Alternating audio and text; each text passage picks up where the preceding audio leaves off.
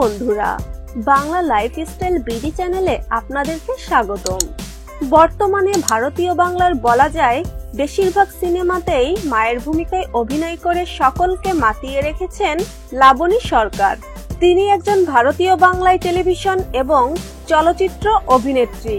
Television এবং চলচ্চিত্র এই দুই জায়গাতেই এই মুহূর্তে দাপটের সাথে অভিনয় করে যাচ্ছেন তিনি এই পর্যন্ত বাংলা চলচ্চিত্রের পাশাপাশি কয়েকটি টেলি চলচ্চিত্রেও অভিনয় করেছেন।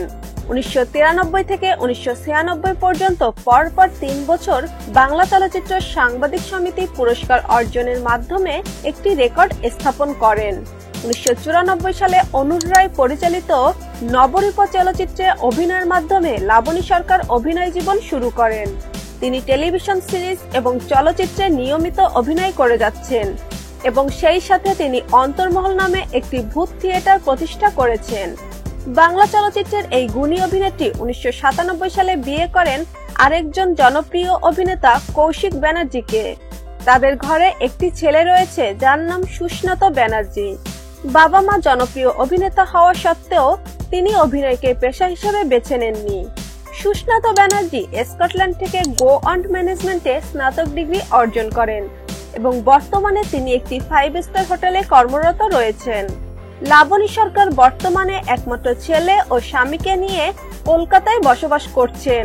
ছেলে সুস্নাত ঘুরতে খুব পছন্দ করেন, তাই তো অবসর সময় পরিবারের সকলকে নিয়ে ঘুরতে বের হয়ে যায় এবং ঘুরে আসে দূরে কোথাও থেকে।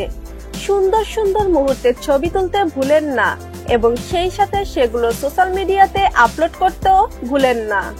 দেখে নিন লাবণী সরকারের পরিবারের সুন্দর মুহূর্তের কিছু ছবি।